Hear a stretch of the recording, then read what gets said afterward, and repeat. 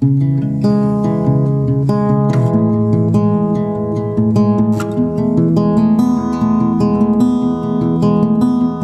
hard to say whether it's easier or harder to become a musician, because in a sense it's a lot harder because it's a lot harder to really get your name out there. You know, like Justin Bieber made it big on YouTube, so everyone flocked to YouTube and everyone made a YouTube channel and everyone started putting out covers and everyone started hashtagging things and everyone started pulling into the same area. I think it's easier in that sense, is like you have a lot more like accessibility in terms of reaching people, because you have so many social media platforms to share your music and share who you are constantly. Like, you can literally let people into your lives that you've never met before. Everything kind of like cancels each other out though too, because that can also hurt you because everyone else is doing that too. Know what I need, and now I wonder.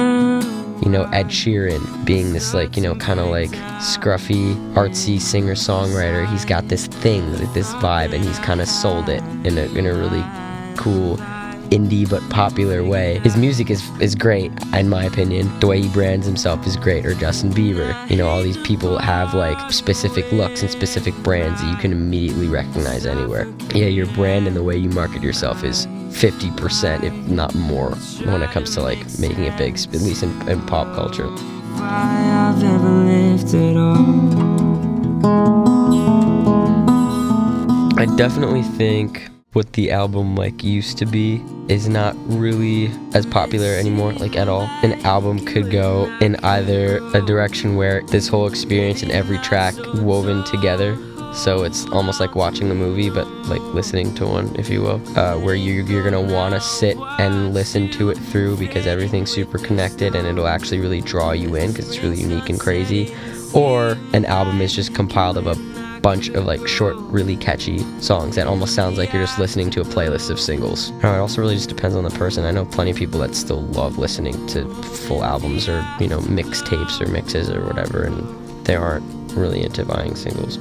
I felt this fall apart as a breeze blew in and The great thing about the fact that anybody can just, you know, get an interface, get Logic and like a cheap mic and a cheap guitar and sit down and try to make music is more people are inclined to try to make music. You know, maybe discover that they have a knack for it or they're good at it.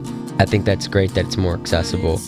But at the same time, for people who are really, really passionate about recording music and really like take it seriously and want to make a career out of it, it could get in the way of people that are really serious about it as a career and make it harder for them to break as an artist. sunsetting seemed like you and I could go. It's actually physically being surrounded by other artists and other musicians and other people who make their own music, and being influenced by those people and being able to work with those people and building relationships with those people. It's human interaction that's so key to also being a good musician. It's so important to just physically be here and grow as a person around other musicians, because part of growing as an artist is just growing up as a person.